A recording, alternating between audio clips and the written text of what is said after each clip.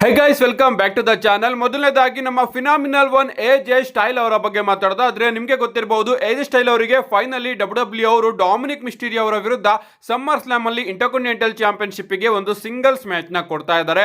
ನಾವೆಲ್ಲರೂ ಕೂಡ ಬೇಡ್ಕೋಬೇಕು AJ style ಅವರು ಆ ಒಂದು ಮ್ಯಾಚ್ ಅಲ್ಲಿ ಹೊಸ ಇಂಟರ್ಕಾಂಟಿನೆಂಟಲ್ ಚಾಂಪಿಯನ್ ಆಗ್ಲಿ ಅಂತ. ಅಷ್ಟೇ ಅಲ್ಲ ಗೈಸ್, ನಮಗೆ ರೀಸೆಂಟ್ ಆಗಿ TNA ಸ್ಲಾಮಿವರ್ಸರಿ ಶೋ ಕೂಡ ನೋಡೋದಕ್ಕೆ ಸಿಗ್ತಾ ಇದೆ ಇದೇ ವೀಕೆಂಡ್. ಅಂಡ್ ಇದು ಯಾವ ರೀತಿ ನಮಗೆ ಡಬ್ಲ್ಯೂ ಅಲ್ಲಿ ರಸಲ್ ಮೇನಿಯಾ ಹಾಗೆ ಸಮ್ಮರ್ ಸ್ಲಾಮ್ ನೋಡೋದಕ್ಕೆ ಸಿಗುತ್ತೋ ಅದೇ ರೀತಿ ಲೆವೆಲ್ ಅಲ್ಲಿ TNA ಸ್ಲಾಮಿವರ್ಸರಿ ಅಂತಾನೆ ಹೇಳ್ಬಹುದು. ಅಂಡ್ ಇಲ್ಲಿ ನಮಗೆ ಪ್ರಾಬಬ್ಲಿ ಎಜೆ ಸ್ಟೈಲ್ ಅವರು ನೋಡೋದಕ್ಕೆ ಸಿಗಬಹುದು. SPW ಇನ್ಸೈಡರ್ ಅವರ ಪ್ರಕಾರ ಎಜೆ ಸ್ಟೈಲ್ ಅವ್ರನ್ನ ಡಿಸ್ಕಸ್ ಮಾಡಲಾಗ್ತಾ ಇದೆಯಂತೆ ಈ ಒಂದು ಶೋ ಅಲ್ಲಿ ಅಪಿಯರ್ ಆಗೋದಕ್ಕೆ. ಅಂಡ್ ಪ್ರಾಬಬ್ಲಿ ಇಲ್ಲಿ ಅವರು ಒಂದು ಸರ್ಪ್ರೈಸ್ ಮ್ಯಾಚ್ ಅಲ್ಲೂ ಕೂಡ ನೋಡೋದಕ್ಕೆ ಸಿಗಬಹುದು. ಎಜೆ ಸ್ಟೈಲ್ ಹಾಗೆ TNA ಸಂಬಂಧ ಯಾವ ರೀತಿ ಇದೆ ಅಂತ ನಿಮಗೆ ಗೊತ್ತಿರಬಹುದು. ಅಂಡ್ ಈಗ ಡಬ್ಲ್ಯೂ ಹಾಗೆ TNA ನಡುವೆ ಕೂಡ ಪಾರ್ಟ್ನರ್ಶಿಪ್ ಡೀಲ್ ಆಗಿರೋದ್ರಿಂದ ಸೊ TNA ಲೆಜೆಂಡ್ ಆದಂತಹ ಎಜೆ ಸ್ಟೈಲ್ ಅವರು ನಮಗೆ TNA ಸ್ಲಾಮಿವರ್ಸರಿಯಲ್ಲಿ ನೋಡೋದಕ್ಕೆ ಸಿಗಬಹುದು. ಬರೀ ಎಜೆ ಸ್ಟೈಲ್ ಅವರು ಮಾತ್ರ ಅಲ್ಲ ಗೈಸ್, ಇನ್ನು ಬೇರೆ ಡಬ್ಲ್ಯೂ ಸೂಪರ್ ಸ್ಟಾರ್ಸ್ ಗಳನ್ನ ಡಿಸ್ಕಸ್ ಮಾಡಲಾಗ್ತಾ ಇದೆಯಂತೆ ಈ ಒಂದು ಸ್ಲಾಮಿವರ್ಸರಿ ಇವೆಂಟ್ ಗೆ. ಕಾದ್ ನೋಡೋಣ ಯಾರ್ಯಾರು ನೋಡೋದಕ್ಕೆ ಸಿಗ್ತಾರೆ ಅಂತ. ನೆಕ್ಸ್ಟ್ ಅಪ್ಡೇಟ್ ಕಡೆ ಬರೋದಾದ್ರೆ ಇದ್ದಿರ್ತಕ್ಕಂಥದ್ದು ನಮ್ಮ ಬೀಸ್ಟ್ ಬ್ರಾಕ್ ಲೆಸ್ನರ್ ಅವರ ಬಗ್ಗೆ. ಮತ್ತೊಮ್ಮೆ ಡಬ್ಲ್ಯೂ ಅವರು ಬ್ರಾಕ್ ಲೆಸ್ನರ್ ಅವರನ್ನ ಮೆನ್ಷನ್ ಮಾಡಿದ್ದಾರೆ. 25 greatest summer slam matches ever ಅನ್ನೋ ಒಂದು ಲಿಸ್ಟ್ ಅಲ್ಲಿ ಮತ್ತೊಮ್ಮೆ ನಮ್ಮ ಬ್ರಾಕ್ ಲೆಸ್ನರ್ ಅವರ ಮ್ಯಾಚ್ ನಮಗೆ ನೋಡೋದಕ್ಕೆ ಸಿಗ್ತಾ ಇದೆ. ಟಾಪ್ 15 ಅಲ್ಲೂ ಕೂಡ ಡಬ್ಲ್ಯೂ ಅವರು ಸಮ್ಮರ್ ಸ್ಲಾಮ್ ನ ಫ್ಯಾಟಲ್ 4-ವೇ ಮ್ಯಾಚ್ ನ ಅಫಿಷಿಯಲ್ ಆಗಿ ಇಟ್ಟಿದ್ದಾರೆ. ಈ ಒಂದು ಮ್ಯಾಚ್ ನಮಗೆ ನೋಡೋದಕ್ಕೆ ಸಿಕ್ಕಿತ್ತು Roman Reigns versus Brock Lesnar versus Samoa Joe versus Braun Strowman ಅವರ ನಡುವೆ. ಅಂಡ್ ಆ ಒಂದು ಟೈಮ್ ಅಲ್ಲಿ ನಿಜವಾಗ್ಲೂ ನನಗೆ ನೆನಪಿದೆ, ನಮ್ಮ ಮನೆ ಟಿವಿ ಹಾಳಾಗಿತ್ತು, ಬೇರೆಯವ್ರ ಮನೆಗೆ ಹೋಗಿ ನಾನು ಈ ಒಂದು ಮ್ಯಾಚ್ ನ ನೋಡ್ಕೊಂಡು ಬಂದಿದ್ದೆ. ಸಿಕ್ಕಾಪಟ್ಟೆ ಅದ್ಭುತವಾಗಿತ್ತು. ಅಂಡ್ ಈ ಒಂದು ಮ್ಯಾಚ್ ನ ಎಂಡಿಂಗ್ ಅಲ್ಲಿ ಬ್ರಾಕ್ ಲೆಸ್ನರ್ ಅವರು ರೋಮನ್ ರೈನ್ಸ್ ಅವ್ರನ್ನ ಪಿನ್ ಮಾಡಿದ್ರು. ಅದಿನ್ನೂ ಕೂಡ ಸಿಕ್ಕಾಪಟ್ಟೆ ಶಾಕ್ ಆಗಿತ್ತು. ಏನಾಗ್ಲಿ ಗೈಸ್, ಮತ್ತೊಮ್ಮೆ ಬ್ರಾಕ್ ಲೆಸ್ನರ್ ಅವ್ರನ್ನ ಡಬ್ಲ್ಯೂ ಅವರು ಮೆನ್ಷನ್ ಮಾಡಿದ್ದಾರೆ. ಇನ್ನೂ ಕೂಡ ಮೆನ್ಷನ್ಸ್ ಗಳು ಬರುತ್ತೆ, ಯಾಕಂದ್ರೆ ನಮ್ಮ ಬ್ರಾಕ್ ಲೆಸ್ನರ್ ಅವರೇ ಹೈಯೆಸ್ಟ್ ಮೇನ್ ಇವೆಂಟ್ ನ ಮಾಡಿರೋದು ಸಮ್ಮರ್ ಸ್ಲಾಮ್ ಅಲ್ಲಿ. ನೆಕ್ಸ್ಟ್ ಅಪ್ಡೇಟ್ ಕಡೆ ಬರೋದಾದ್ರೆ ಇದ್ದಿರ್ತಕ್ಕಂಥದ್ದು ಹಾರ್ಡಿ ಬಾಯ್ಸ್ ಗಳ ಬಗ್ಗೆ. ನಿಮಗೆ ಗೊತ್ತಿರಬಹುದು, ಇವರು ನಮಗೆ TNA ಅಲ್ಲಿ ನಮಗೆ ನೋಡೋದಕ್ಕೆ ಸಿಗ್ತಾ ಇದ್ದಾರೆ. ಅಂಡ್ ರೀಸೆಂಟ್ ಆಗಿ ಇವರು TNA ಟ್ಯಾಗ್ ಟೀಮ್ ಚಾಂಪಿಯನ್ಶಿಪ್ ನು ಕೂಡ ಸೋತಿದ್ರು. ಅಂಡ್ ಇವತ್ತಿನ TNA ಶೋ ಅಲ್ಲಿ ಇವರು ನಮಗೆ ನೋಡೋದಕ್ಕೆ ಸಿಕ್ಕಿ ತನ್ನ ರಿಟೈರ್ಮೆಂಟ್ ನ ಟೀಸ್ ಮಾಡಿದ್ದಾರೆ. ಅಂದ್ರೆ ಅವರು ಹೇಳ್ತಾರೆ, ಇಡೀ ವರ್ಷ ನಾವು ಗ್ರೇಟೆಸ್ಟ್ ಟ್ಯಾಗ್ ಟೀಮ್ ಚಾಂಪಿಯನ್ಸ್ ಆಗಿದ್ವಿ. ಅಂಡ್ ಎಲ್ಲಾ ಕಂಪನಿಯಲ್ಲೂ ಕೂಡ ನಾವು ಒಂದು ಟ್ಯಾಗ್ ಟೀಮ್ ಆಗಿ ತುಂಬಾನೇ ಅದ್ಭುತವಾದ ರೆಕಾರ್ಡ್ಸ್ ಗಳನ್ನ ಕೂಡ ಮಾಡಿದ್ವಿ. ಬಟ್ ರೀಸೆಂಟ್ ಆಗಿ ನಾವು TNA ಟ್ಯಾಗ್ ಟೀಮ್ ಚಾಂಪಿಯನ್ಶಿಪ್ ನ ಸೋತೋದ್ವಿ.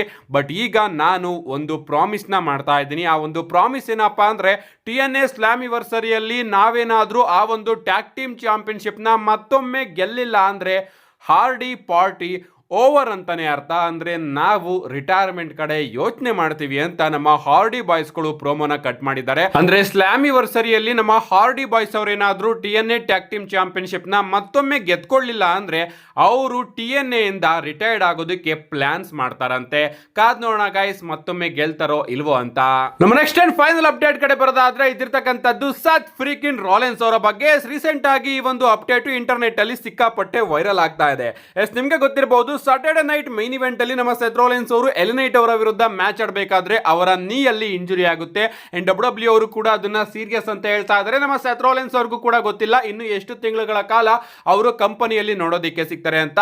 ಬಟ್ ಆ ಒಂದು ಟೈಮ್ ಅಲ್ಲಿ ಒಂದು ಅಪ್ಡೇಟ್ ಬಂದಿತ್ತು. ಆ ಒಂದು ಅಪ್ಡೇಟ್ ಏನಪ್ಪಾ ಅಂದ್ರೆ, ನಮ್ಮ ಸೆತ್ ರಾಲೆನ್ಸ್ ಅವರಿಗೆ ಆ ಒಂದು ಮ್ಯಾಚ್ ಗಿಂತ ಮುಂಚೆನೆ ಚಿಕ್ಕದಾಗಿ ಇಂಜುರಿ ಆಗಿತ್ತು. ಅಂಡ್ ಡಬ್ಲ್ಯೂ ಅವರು ಆ ಒಂದು ಇಂಜುರಿನ ದೊಡ್ಡದಾಗಿ ತೋರಿಸೋದಕ್ಕೋಸ್ಕರ ಸಾಟರ್ಡೆ ನೈಟ್ ಮೈನ್ ಇವೆಂಟ್ ಅಲ್ಲಿ ಆ ಒಂದು ಸ್ಪಾಟ್ ನ ಪ್ಲಾನ್ ಮಾಡಿದ್ರು ಅಂತ ಎಲ್ಲ ಒಂದು ಅಪ್ಡೇಟ್ ಬಂದಿತ್ತು. ನಾನು ಕೂಡ ಅದ್ರ ಬಗ್ಗೆ ವಿಡಿಯೋ ಮಾಡಿ ನನಗೇನೋ ಆ ರೀತಿ ಅನ್ನಿಸ್ತಾ ಇಲ್ಲ. ನಮ್ಮ ಸೆತ್ ರಾಲೆನ್ಸ್ ಅವರಿಗೆ ಸಾಟರ್ಡೆ ನೈಟ್ ಮೈನ್ ಇವೆಂಟ್ ನ ಆ ಒಂದು ಜಾಗದಲ್ಲೇ ಇಂಜುರಿ ಆಯಿತು ಅಂತ ನನ್ನ ಅಭಿಪ್ರಾಯನ ತಿಳಿಸಿದ್ದೆ. ಬಟ್ ಈಗ ಎಲ್ಲಾ ಸೋರ್ಸ್ ಗಳಿಂದನೂ ಕೂಡ ಅಪ್ಡೇಟ್ ಏನಪ್ಪಾ ಅಂದ್ರೆ, ಇವನ್ ರೆಸಲ್ ವುಡ್ಸ್ ಅವರು ಕೂಡ ರೀಸೆಂಟ್ ಆಗಿ ರೇಡಿಯೋದಲ್ಲಿ ಮಾತಾಡ್ತಾ ಇದ್ರ ಬಗ್ಗೆ ಡಿಸ್ಕಸ್ ನ ಮಾಡಿದ್ದಾರೆ. ಆ ಒಂದು ಅಪ್ಡೇಟ್ ಏನಪ್ಪಾ ಅಂದ್ರೆ, ನಮ್ಮ ಸೆತ್ ರಾಲೆನ್ಸ್ ಅವರಿಗೆ ಸಾಟರ್ಡೆ ನೈಟ್ ಮೈನ್ ಇವೆಂಟ್ ಗಿಂತ ಮುಂಚೆನೆ ಒಂದು ಮೈನರ್ ಇಂಜುರಿ ಆಗಿತ್ತಂತೆ. ಅಂದ್ರೆ ಯಾವ ರೀತಿ ನಮ್ಮ ಸೆತ್ ರಾಲೆನ್ಸ್ ಅವರಿಗೆ ರಸಲ್ ಮೇನಿಯಾ 40 ಟೈಮ್ ಅಲ್ಲಿ ಮೈನರ್ ಇಂಜುರಿ ಆಗಿತ್ತು ನೀಯಲ್ಲಿ, ಅದೇ ರೀತಿ ಸಿಮಿಲರ್ ಮೈನರ್ ಇಂಜುರಿ ಈ ಒಂದು ಟೈಮ್ ಅಲ್ಲೂ ಕೂಡ ಆಗಿದೆಯಂತೆ. ರಸಲ್ ಮೇನಿಯಾ 40 ಟೈಮ್ ಅಲ್ಲಿ ನಿಮ್ಮೆಲ್ಲರಿಗೂ ಕೂಡ ನೆನಪಿರಬಹುದು, ಎಲಿಮಿನೇಷನ್ ಚೇಂಬರ್ ಟೈಮ್ ಅಲ್ಲಿ ನಮ್ಮ ಸೆತ್ ರಾಲೆನ್ಸ್ ಅವರಿಗೆ ನೀಯಲ್ಲಿ ಸ್ವಲ್ಪ ಮೈನರ್ ಇಂಜುರಿ ಆಗಿರುತ್ತೆ. ಆದ್ರೂ ಕೂಡ ಡಬ್ಲ್ಯೂ ಗೆ ಗೊತ್ತಾಗಿರುತ್ತೆ ರಸಲ್ ಮೇನಿಯಾ 40 ಅಷ್ಟೊತ್ತಿಗೆ ನಮ್ಮ ಸೆತ್ ರಾಲೆನ್ಸ್ ಅವರು ರಿಕವರಿ ಆಗ್ತಾರೆ ಅಂತ. ಅಂಡ್ ಅದೇ ರೀತಿ ಸ್ಟೋರಿ ಸ್ಟೋರಿನ ಕಂಟಿನ್ಯೂ ಮಾಡಿ ರಸಲ್ ಮೇನಿಯಾ 40ಯಲ್ಲಿ ನಮ್ಮ ಸೆತ್ ರೋಲೆನ್ಸ್ ಅವರು ಮ್ಯಾಚ್ ನ ಕೊಟ್ಟು ರಸಲ್ ಮೇನಿಯಾ 40ಯ MVP ಆಗಿ ಕೂಡ ನಮಗೆ ನೋಡೋದಕ್ಕೆ ಸಿಗ್ತಾರೆ. ಅಂಡ್ ಅದೇ ರೀತಿ ಮೈನರ್ ಇಂಜುರಿ ಈಗಲೂ ಕೂಡ ಆಗಿದೆಯಂತೆ. ಅಂಡ್ ಆ ಒಂದು ಮೈನರ್ ಇಂಜುರಿ ಆಗಿರೋದನ್ನ WWE ನಮ್ಮ ಸೆತ್ ರೋಲೆನ್ಸ್ ಅವರು ಹೇಳಿದಾಗ WWE ಅವರು ಅದನ್ನೇ ಒಂದು ಬಿಗ್ ಸ್ಟೋರಿ ಲೈನ್ ಆಗಿ ಪ್ಲಾನ್ ಮಾಡ್ತಾ ಇದ್ದಾರೆ. ಅಂಡ್ ಅದಕ್ಕೋಸ್ಕರ ಆ ಒಂದು ಮೈನರ್ ಇಂಜುರಿನ ಸಿಕ್ಕಾಪಟ್ಟೆ ಸೀರಿಯಸ್ ಇಂಜುರಿ ಆಗಿದೆ ಅನ್ನೋ ರೀತಿ ತೋರಿಸೋದಕ್ಕೆ ಸಾಟರ್ಡೆ ನೈಟ್ ಮೇನ್ ಇವೆಂಟ್ ಅಲ್ಲಿ ಆ ಒಂದು ಸ್ಪಾಟ್ ನ WWE ಅವರು ಪ್ಲಾನ್ ಮಾಡಿದ್ರಂತೆ. ಆ ಒಂದು ಸ್ಪಾಟ್ ಅಲ್ಲಿ ನಮ್ಮ ಸೆತ್ ರೋಲೆನ್ಸ್ ಅವರಿಗೆ ಇಂಜುರಿ ಆಗಿಲ್ಲ, ಬದಲಿಗೆ ಆ ಒಂದು ಮ್ಯಾಚ್ ಗಿಂತ ಮುಂಚೆನೆ ನಮ್ಮ ಸೆತ್ ರೋಲೆನ್ಸ್ ಅವರಿಗೆ ಚಿಕ್ಕದಾಗಿ ಇಂಜುರಿ ಆಯ್ತಂತೆ. WWE ಅವರು ಆ ಒಂದು ಚಿಕ್ಕ ಇಂಜುರಿನ ದೊಡ್ಡದಾಗಿ ತೋರಿಸೋದಕ್ಕೋಸ್ಕರನೇ ಸಾಟರ್ಡೆ ನೈಟ್ ಮೇನ್ ಇವೆಂಟ್ ಅಲ್ಲಿ ಆ ಒಂದು ಸ್ಪಾಟ್ ನ ಪ್ಲಾನ್ ಮಾಡಿದ್ರು ಅಂತ ಅಪ್ಡೇಟ್ಗಳು ಬರ್ತಾ ಇದೆ. ಇದರಿಂದ ನಮ್ಮ ಟ್ರಿಪಲ್ ಎಚ್ ಅವರ ಮಾಸ್ಟರ್ ಮೈಂಡ್ ನಮ್ಮೆಲ್ಲರಿಗೂ ಕೂಡ ಈಗ ಅರ್ಥ ಆಗೋದಕ್ಕೆ ಶುರು ಆಗಿದೆ. ಸೆತ್ ರೋಲೆನ್ಸ್ ಅವರಿಗೆ ಮೈನರ್ ಇಂಜುರಿ ಏನೋ ಆಗಿದೆ, ಇದನ್ನು ನಾವು ಸೀರಿಯಸ್ ಇಂಜುರಿ ಆಗಿ ತೋರಿಸ್ಬಿಡೋಣ, ಒಂದು 4-5 ತಿಂಗಳು ಸೆತ್ ರೋಲೆನ್ಸ್ ಅವರು ಬರೋದೇ ಇಲ್ಲ ಅನ್ನೋ ರೀತಿ ಸ್ಟೋರಿ ಲೈನ್ ಅಲ್ಲಿ ತೋರಿಸ್ಬಿಟ್ಟು ಅದಾದ್ಮೇಲೆ ಸರ್ಪ್ರೈಸ್ ಆಗಿ ಸೆತ್ ರೋಲೆನ್ಸ್ ಅವರ ರಿಟರ್ನ್ ಮಾಡಿಸ್ಬಿಟ್ಟು ಮನಿ ಇನ್ ದ ಬ್ಯಾಂಕ್ ನ ಕ್ಯಾಶ್ ಇನ್ ಮಾಡಿಸ್ಬಿಡೋಣ ಅಂತ ನಮ್ಮ ಟ್ರಿಪಲ್ ಎಚ್ ಅವರ ಪ್ಲಾನ್ ಇರಬಹುದು. ಈ ರೀತಿ ಅಪ್ಡೇಟ್ಗಳು ಬರ್ತಾ ಇದೆ.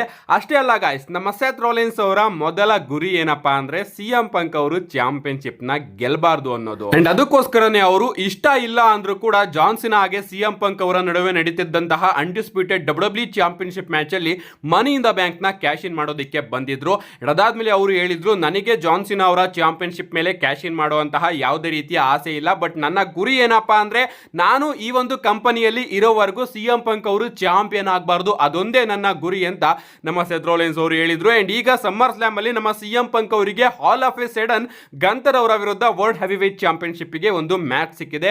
ಅಂಡ್ ಈ ಕಡೆ WWE ಅವರು ಕ್ರಿಯೇಟ್ ಯಾವ ರೀತಿ ಮಾಡ್ತಾ ಇದ್ದಾರೆ ಸ್ಟೋರಿನ, ನಮ್ಮ ಸೆತ್ ರೋಲೆನ್ಸ್ ಅವರಿಗೆ ಇಂಜುರಿ ಆಗಿದೆ, ಅವರು ಕಂಪನಿಯಿಂದ ಹೊರಗಡೆ ಇದ್ದಾರೆ ಅಂತ. ಇವನ್ ಪ್ರೆಸ್ ಕಾನ್ಫರೆನ್ಸ್ ಅಲ್ಲಿ ನಮ್ಮ ಟ್ರಿಪಲ್ ಎಚ್ ಅವರು ಓಪನ್ ಆಗಿ ಇದ್ರ ಬಗ್ಗೆ ಮಾತಾಡಿದ್ದಾರೆ. ಸೆತ್ ರೋಲೆನ್ಸ್ ಅವ್ರನ್ನ ನೋಡ್ತಾ ಇದ್ರೆ ಅವರು ಚೆನ್ನಾಗಿದ್ದಾರೆ ಅಂತ ನನಗೆ ಅನ್ನಿಸ್ತಾ ಇಲ್ಲ ಅಂತ. ಅಂಡ್ ರೀಸೆಂಟ್ ಆಗಿ ನಮ್ಮ ಸೆತ್ ರೋಲೆನ್ಸ್ ಅವರು ಕೂಡ ಇಂಟರ್ವ್ಯೂ ಅಲ್ಲಿ ಬಂದ್ರು, ಓಪನ್ ಆಗಿ ಇದ್ರ ಬಗ್ಗೆ ಮಾತಾಡಿದ್ದಾರೆ.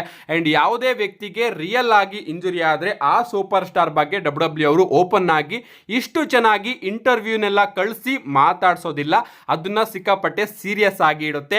ಸೊ ಈಗೆಲ್ಲೋ ಇದು ಒಂದು ಸ್ಟೋರಿ ಲೈನ್ ಅಂತ ಅನ್ನಿಸ್ತಾ ಇದೆ. ಅಂಡ್ ಯಾರು ಕೂಡ ಎಕ್ಸ್ಪೆಕ್ಟ್ ಮಾಡದೇ ಇರತಕ್ಕಂತಹ ಟೈಮ್ ಅಲ್ಲಿ ಮತ್ತೊಮ್ಮೆ ನಮ್ಮ ಸೆತ್ ರೋಲೆನ್ಸ್ ಅವರು ತನ್ನ ಮನಿ ಇನ್ ದ ಬ್ಯಾಂಕ್ ನ ಕ್ಯಾಶ್ ಇನ್ ಮಾಡಿ ಹೈಸ್ಟ್ ಆಫ್ ದ ಸೆಂಚುರಿ 2 ನ ಇಲ್ಲಿ ಪ್ಲಾನ್ ಮಾಡಬಹುದು. ಆ ಒಂದು ಪ್ಲಾನ್ ನಮಗೆ ಪ್ರಾಬಬ್ಲಿ ಸಮ್ಮರ್ ಸ್ಲಾಮ್ ಅಲ್ಲಿ ನೋಡೋದಕ್ಕೆ ಸಿಗಬಹುದು. ನಿಮ್ಗೆ ಗೊತ್ತಿರಬಹುದು, ಈಗ ತಾನೇ ನಾನು ಹೇಳ್ದೆ ಸೆತ್ ರೋಲೆನ್ಸ್ ಅವರ ಗುರಿ ಏನಪ್ಪಾ ಅಂದ್ರೆ ತಾನಿನವರೆಗೂ ಕೂಡ CM ಪಂಕ್ ಅವರು ಚಾಂಪಿಯನ್ಶಿಪ್ ನ ಗೆಲ್ಲಬಾರ್ದು ಅಂತ. ಅಂಡ್ ಈಗ CM ಪಂಕ್ ಅವರು ಗಂತರ್ ಅವ್ರನ್ನ ಫೇಸ್ ಮಾಡ್ತಾ ಇದ್ದಾರೆ ಸಮ್ಮರ್ ಸ್ಲಾಮ್ ಅಲ್ಲಿ. ಅಂಡ್ ಆ ಒಂದು ಮ್ಯಾಚ್ ಅಲ್ಲಿ ನಮ್ಮ CM ಪಂಕ್ ಅವರು ಗೆಲ್ಲೋ ಚಾನ್ಸಸ್ ಜಾಸ್ತಿ ಇದೆ. ಔಟ್ ಸೈಡ್ ಇಂಟರ್ಫರೆನ್ಸ್ ಆಗ್ಲಿಲ್ಲ ಅಂದ್ರೆ 100% ನಮ್ಮ CM ಪಂಕ್ ಅವರೇ ಗೆಲ್ತಾರೆ. ಈ ಕಡೆ ಸೆತ್ ರೋಲೆನ್ಸ್ ಅವರು ಹೇಳಿದ್ದಾರೆ, ನಾನು ಇರೋವರೆಗೂ ಕೂಡ ನೀನ್ ಚಾಂಪಿಯನ್ ಆಗಬಾರ್ದು ಅಂತ. ಸೊ ಎಲ್ಲರೂ ಕೂಡ ಅನ್ಕೊಂಡಿರಬಹುದು ಸೆತ್ ರೋಲೆನ್ಸ್ ಅವರು ಇಂಜುರಿಯಿಂದ ಮನೇಲಿದ್ದಾರೆ ಅಂತ. ಬಟ್ ಸಡನ್ ಆಗಿ ಎಂಡಿಂಗ್ ಅಲ್ಲಿ ಇನ್ನೇನು ನಮ್ಮ CM ಪಂಕ್ ಅವರು ಗೆಲ್ಲೋ ಮೂಮೆಂಟ್ ಅಲ್ಲಿ ಅಥವಾ ಗೆತ್ ಕೂಡ್ಲೇನೆ ನಮ್ಮ ಸೆತ್ ರೋಲೆನ್ಸ್ ಅವರು ತನ್ನ ಮನಿ ಇನ್ ದ ಬ್ಯಾಂಕ್ ನ ತಗೊಂಡು ಬಂದು ಕ್ಯಾಶ್ ಇನ್ ಮಾಡಬಹುದು.